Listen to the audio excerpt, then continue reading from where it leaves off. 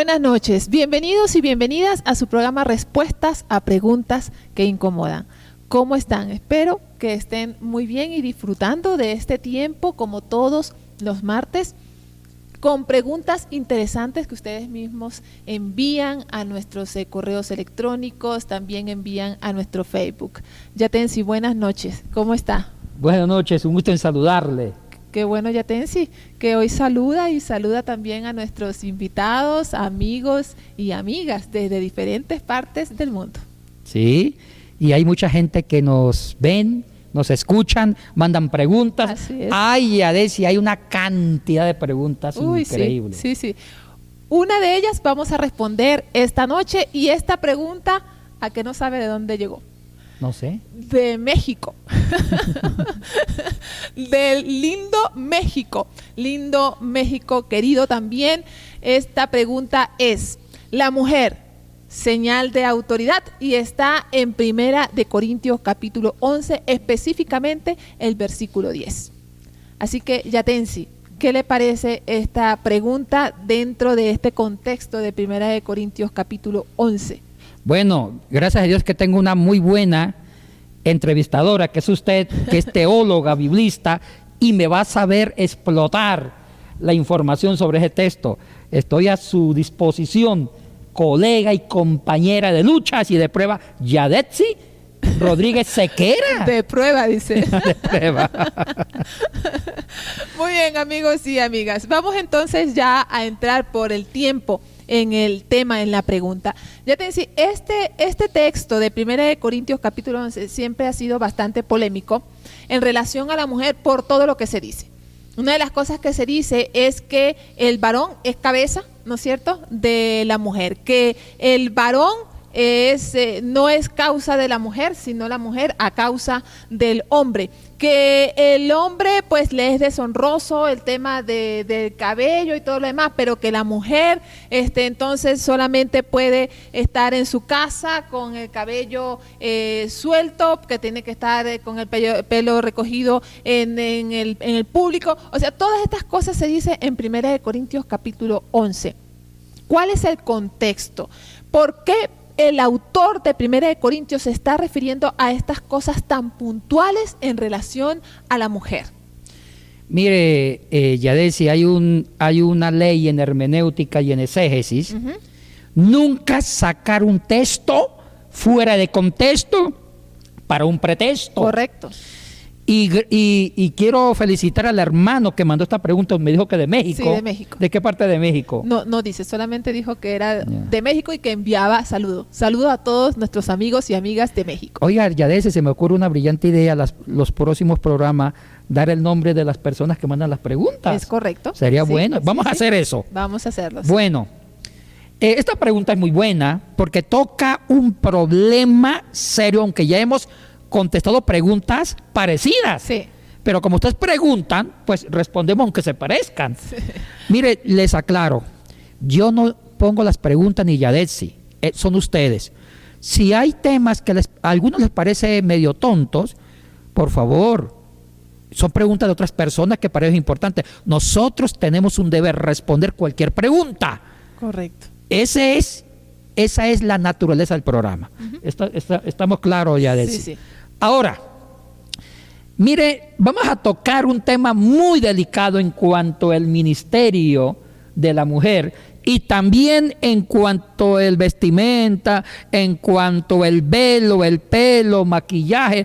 Inclusive en 1 de Corintios 11, Yada, también se dice que la mujer haga silencio en la iglesia. Y mire que muchas iglesias, no todas, muchas iglesias cristianas han usado el texto para que la mujer no tenga liderazgo en la iglesia. E inclusive en el catolicismo antiguo, yo me alcanzo a acordar, ya de eso, y tú también, que mi mamá fue católica, ella fue muy católica y estudió con religiosas salesianas. Cuando ella me llevaba a misa, donde el padre Chucho, mi mamá iba cubierta. Yo no me acuerdo cómo se llamaba eso, o se llama porque las viejitas todavía usan. Iba cubierta con un velo. y las mujeres se sentaban en un lado y los hombres en otro lado. Yo me alcanzo a acordar, o sea, no es algo antiguo, sí. Y me imagino que la Iglesia Católica se fundamentó en ese texto.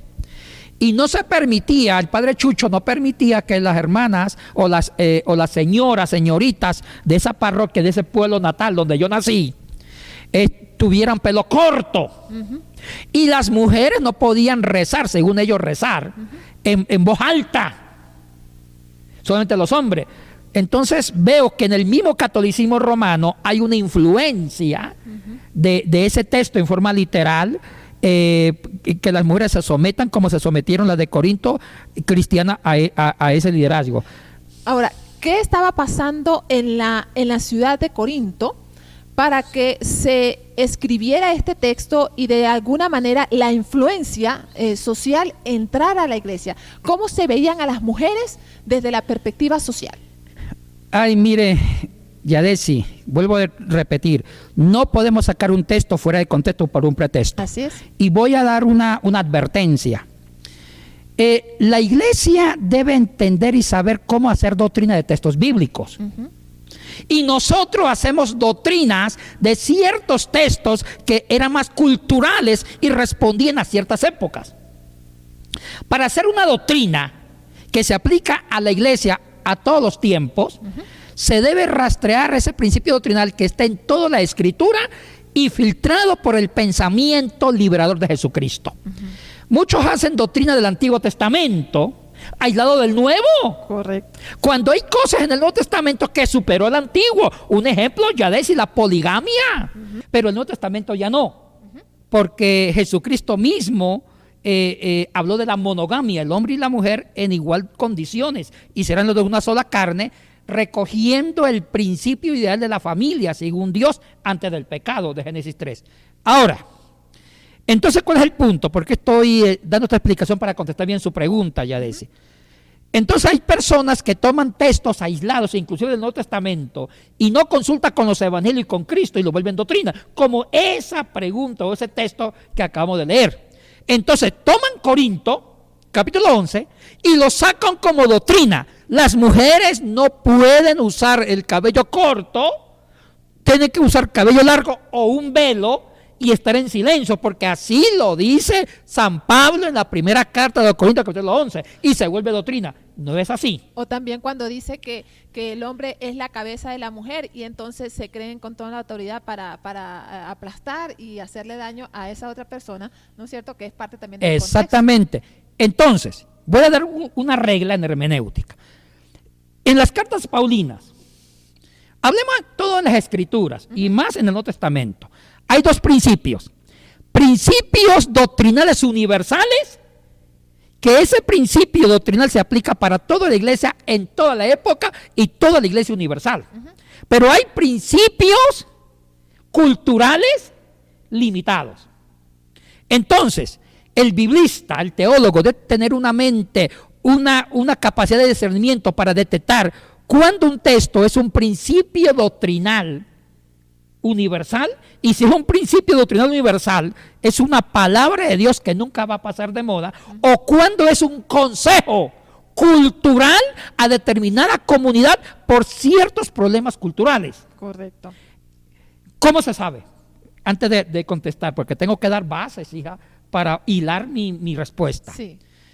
Cuando son temas que se repiten, hablemos de Pablo, en todas sus cartas, ya es un principio doctrinal universal. Un ejemplo, la salvación por misericordia, por la gracia divina, la salvación por fe. Pablo trabaja este tema en todas sus cartas y se convierte en un principio salvífico, soteriológico, universal, en el pensamiento de Pablo, que fue inspirado por Dios.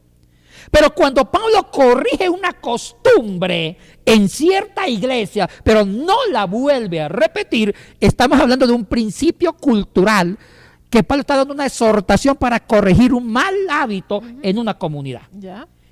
Y esto es lo que encontramos en 1 Corintios. Exactamente. Okay. ¿Cuál de las dos reglas aplicamos ahorita? La segunda. Sí. Pablo está corrigiendo una mala práctica en la iglesia de Corinto, por un contexto histórico. Ahora sí vayamos a la respuesta a su buena pregunta. ¿Cuál fue el contexto histórico? Yo ya había hablado esto cuando hablé sobre 1 Timoteo 2:15, pero voy a volverlo a sacar a colación por la pregunta. En Corinto había la famosa prostitución sagrada, y la diosa patronal en Corinto, la diosa principal era la diosa del amor, la diosa de la fertilidad, que era Afrodita.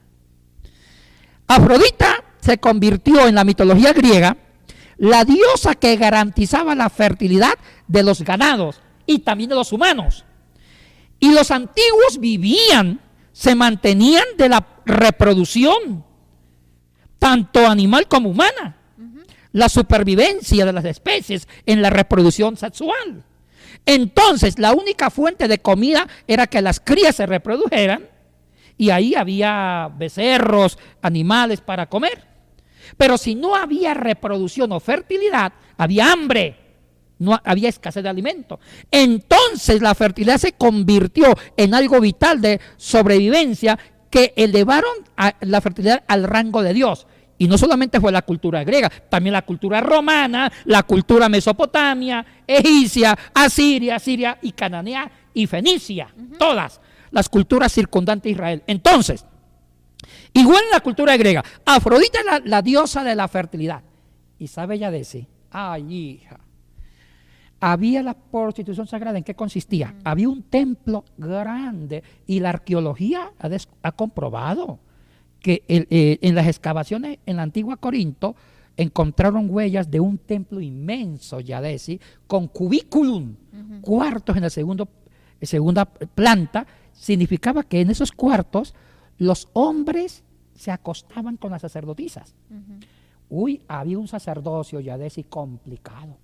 Habían 5 capas religiosas. Las mil prostitutas sagradas o las 1000 sacerdotisas estaban ranqueadas, ubicadas en 5 estructuras. Y mire, le voy a contar un poquito la historia. En las fiestas patronales de Afrodita, todos los de Corinto debían ir al culto y tener relaciones sexuales con una de ellas. No era tanto por pornografía, no, era una forma de que la diosa garantizara la fertilidad. Te tenían que acostarse con una de ellas, y dependía la ofrenda y cómo era el costo, algo parecido en la actualidad. Entonces, había un grupo de sacerdotisas baratas, de pronto eran las más bonitas, me imagino. Esas costaban poco, y ahí iban hombres con poca plata. La segunda escala eran las más caritas, para una clase media baja, y pagaban, eran un poquito más bonitas. La tercera capa de prostitutas sagradas, que eran sacerdotisas de Afrodita, que ministraban en el templo, eran más caritas, eran más una clase media. La cuarta ya era clase media alta. Iban los que pagaban dinero más costoso y eran mujeres más bonitas. La quinta capa, habían un grupo selecto de 5 prostitutas bellas, y ahí estaba la suma sacerdotisa. El que se acostara con ella tenía que tener buen billete, porque era la más cara, así era. Y había una ropa especial, y aquí viene el contexto, Yadesi. Las sacerdotisas tenían que tener maquillaje. Por eso Pablo habla mucho sobre el atavío de la mujer, que sean sencillas, por ese contexto. Mucho maquillaje, una piel bastante tratada con los maquillajes de aquel entonces. Pelo corto, ahí está el tema del pelo y del velo, ya de ese pelo cortito, y ciertas actitudes corporales que insinuaban que era parte del culto de la fertilidad a la diosa de amor en Corinto. Entonces, cuando Pablo fundó la iglesia, Yadesi, él vio que muchas cristianas que no cambiaban su forma de vestir, aunque ya eran cristianas de corazón, pero su apariencia, tenían el pelo corto, tenían cierto maquillaje. Entonces se dio cuenta que muchos paganos, seguidores de Afrodita, las irrespetaban. Entonces aquí viene el principio cultural. Pablo quiso decir: mujeres de Corinto, no quiero que me la confundan con las prostitutas sagradas. Ahora, 2 cosas: usan pelo largo para que no me las confundan con las prostitutas sagradas. Ya. Eso es lo que da a entender, inclusive el texto griego da a entender eso. Ya. O segundo, si no se quiere cortar el cabello, usa un velo. Ya. Y es más, también habla de los atavíos sencillos. Y también hay otro problema, cuando me digan que, porque Pablo las mandó a callar. Las que más hablaban en el culto pagano de Afrodita eran las mujeres, porque eran las sacerdotisas, las que manejaban el culto. Entonces muchas hablaban en el culto cristiano y Pablo dijo, cállense, porque llevaron las costumbres del paganismo al cristianismo. Ese es el contexto ya. Ahora, el versículo 6 del capítulo 11 dice, porque si la mujer no se cubre, que se corte también el cabello. Y si le es vergonzoso a la mujer cortarse el cabello o raparse, que se cubra. ¿Hay algo más, algún dato informativo, aparte del que ya nos está diciendo sobre el tema del cabello?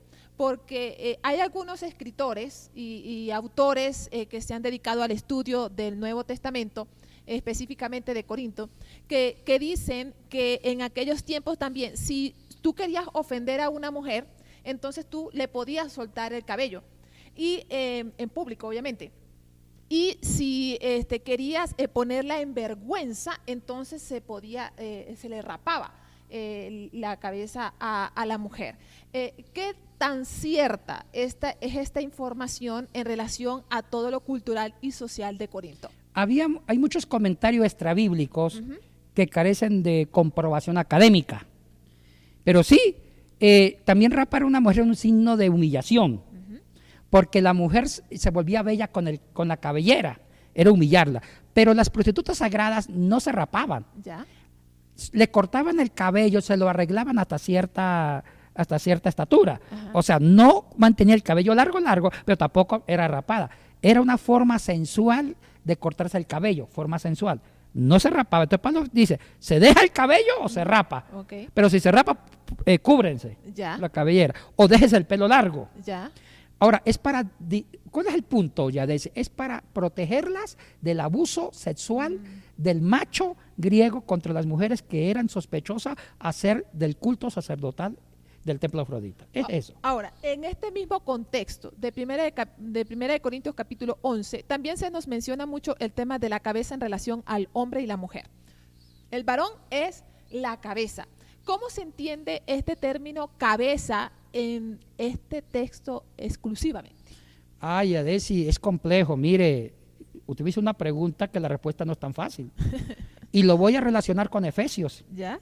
Capítulo 5, versículo 21, 22, 23. Cuando dice, y estén sujetos mutuamente y que la mujer esté sujeta al varón. Bueno, la palabra que la mujer esté sujeta al varón en el versículo 22 del capítulo 5 de los Efesios no existe en griego. ¿Ya? No existe en griego y lo puedo demostrar. Que nadie me ataque, por favor, porque si alguien me ataca, déjeme la oportunidad que me llaman por WhatsApp y yo le mando la fotografía del texto griego. La palabra sujetarse no está en el versículo 22 y muchos machistas se enojan porque ellos dicen que sí, que la palabra sujetarse, sí, en español sí está.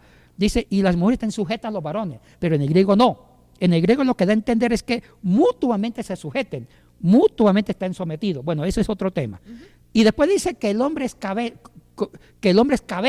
de la mujer como Cristo fue cabeza de la iglesia. Sí. Y fíjese aquí que en el versículo 3 dice, pero quiero que sepáis que Cristo es la cabeza de todo varón y el varón es la cabeza de la mujer y Dios la cabeza de Cristo. Entonces sí es puntual esto de que el hombre es la cabeza de la mujer. Vamos al significado de cabeza, Yada. Aquí hay un problema serio. Voy a tratar de ser profesional en la parte lingüística. En el griego hay dos palabras que se pueden traducir cabeza al español o al latín, que es kefalé y arjón o argeis. Démoslo arjón. Kefalé y arjón. ¿Qué significa kefalé y qué significa arjón? Pero las dos palabras griegas, kefalé y arjón, vienen de una palabra hebrea, porque en el hebreo solamente hay un término para cabeza. Entonces, esa palabra hebrea, cabeza, se traduce ya sea con kefalé en el griego o arjón. Entonces, vamos al significado de la palabra cabeza en hebreo. Es roch. Hay una letra que se llama la letra la rech. que viene, la letra Resh significa cabeza en el cananeo antiguo y después en el hebreo, aramizado. Entonces, la letra Resh viene de Rosh, que es cabeza. ¿Qué significaba Rosh? Rosh tenía tres significados. Primero, cabeza biológica.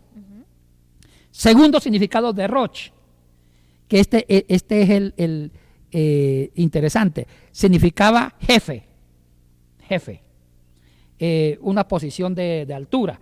Y tercer significado, escuchen que la parte más hermosa, también era cabeza, era Rosh, los soldados que iban al frente de un pelotón y morían primero para guardar y salvaguardar los de atrás. Se llamaban escudos humanos. ¿Ya? Escudos humanos. Los escudos humanos eran los soldados que iban en la punta del pelotón y eran los primeros que morían. Los que estaban atrás eran los generales. Eso, mire, esa táctica de guerra pasa en la actualidad. Usted cuando lea la noticia quiénes murieron en un ataque, en una guerra, nunca dicen que murió el general, ni los coroneles.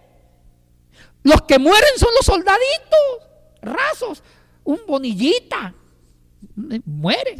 En cambio un general, un chamorro, no. Una Rodríguez, una general, eso van atrás. Un Freddy, Vareiro, esos generales, coroneles, están con guardaespaldas y están dirigiendo la batalla en un resguardo con militares que los cuidan. Así era más o menos. Entonces, los jefes estaban bien protegidos en la retaguardia, en ciertas carpas con 100 guardaespaldas, que era difícil matar a un general. ¿Quiénes iban al frente del pelotón? Los soldados de cabeza, los Rosh, los que iban al frente eran cabezas para morir por los de atrás. Entonces, los soldados de frente significaban sacrificio. Iban a la cabeza para dar la vida por los de atrás. Entonces, eso era Rosh. En el contexto específico de 1 de Corintios capítulo 11, ¿cómo se entiende o se interpreta esta cabeza en relación a hombre-mujer? Ahora sí, en hebreo ya decía hay tres significados de Rosh. Sí. Cabeza biológica, segundo, mando, jerarquía, y tercero, servicio, morir por el otro. Correcto. En el pelotón, cuando iban al combate. Ahora, hay dos palabras griegas. Empecemos la transferencia de términos. Cuando significaba cabeza biológica, ¿sí? Cabeza biológica, e ir al frente del pelotón para morir por el otro, se usa kefalé. Ya. O sea que kefalé en el griego tiene dos significados. Significa cabeza biológica y segundo significa alguien que va al frente de la batalla para ofrendar su vida, sacrificarse por los de atrás. En cambio, la otra definición de Rosh, que es mando, jerarquía, se usa el griego argeis, arjón. Argeis se usa para decir somos sacerdote o principal. Entonces, ahora sí, ¿qué quiso decir Pablo? Si Pablo quisiera decir que Cristo es el jefe de la iglesia y que el hombre es el jefe de la iglesia, y que el hombre es el jefe de la mujer, hubiera usado argeis. Correcto. Para decir que tiene un rango de autoridad. Pero no, Pablo usó kefalé, que puede significar cabeza biológica o puede significar aquel que muere por el otro, usó ese. Y dice que el hombre sea cabeza de la mujer como Cristo fue cabeza de la iglesia. Ahora preguntémonos, ¿cómo quiere Pablo que el hombre sea cabeza de la mujer? Porque Cristo fue cabeza. ¿Cómo Cristo fue cabeza de la iglesia? ¿Sabe cómo? Muriendo en la cruz. Ahí está la relación de kefalé, como ir al frente de la batalla para morir por el otro. Entonces, ¿cómo Cristo se ganó autoridad? Cristo fue cabeza lavando los pies a los discípulos. Correcto. Cristo fue cabeza en la pasión, en la encarnación, en la muerte. Él murió, él fue carne de cañón. Él se sacrificó, murió, recibió la muerte para protegernos a nosotros. Entonces dice, así como Cristo fue cabeza de una iglesia donde dio su vida, derramó su sangre, el varón debe proteger a la mujer, dando la vida por ella. Ahí se gana autoridad y respeto. Ay, qué interesante eso. Sí. Entonces, ahí está la respuesta. Imagínese usted. Entonces se debe interpretar como servicio y entrega. Entrega, sí. Correcto. Mire, aquí está el fundamento de la autoridad. La autoridad no se fundamenta en patear, en gritar y restregarle a la persona que es jefe. La autoridad se fundamenta en la capacidad de servir. ¿Cómo Cristo fundamentó su autoridad? En la capacidad de morir por la gente. O sea que un líder cristiano es aquel que tiene la capacidad de entregarse por la gente, no decir de entregarse, porque la autoridad no se exige, se inspira. Correcto. En el servicio. Y la autoridad no es para maltratar, sino Exactamente. para amar, cuidar, servir. Sí. Correcto. Ok, aquí ya una vez que hemos estudiado todo este contexto en 1 de Corintios capítulo 11, vamos a la pregunta específica que nos han enviado desde México. La mujer, señal de autoridad, y está basado en el versículo 10 exclusivamente, que dice: por lo cual la mujer debe tener señal de autoridad sobre su cabeza por causa de los ángeles. Aquí hay dos cosas para saber. Una, ¿cómo se entiende esto de señal de autoridad sobre su cabeza? Y la segunda es, ¿cómo se entiende aquí por causa de los ángeles? Dos preguntas en relación al texto. Depende la traducción. ¿Ya? Aquí la traducción no es clara. En el griego, cuando dice, ella tiene en su cabeza señal de autoridad, ajá, Pablo le está reconociendo que ella tiene autoridad. Ajá. En su cabeza hay señal de autoridad. Y segundo, por causa de los ángeles. La palabra ángel en el griego es ángelos. Ángelos se traduce como ángel, pero ángelos significa mensaje. O sea, que la palabra ángel en el griego, ángelos, es el que lleva un mensaje de salvación. De ahí viene la palabra evangelion. La palabra evangelio viene del griego evangelio, transformación, angelos. O sea, ¿qué es evangelio? Traducido literalmente es un mensajero que lleva un mensaje de salvación. Yeah. Entonces, quiere decir que la mujer en su cabeza tiene autoridad. Quiere decir que ella tiene autoridad por causa de los ángeles, o sea, por causa del evangelio de transformación.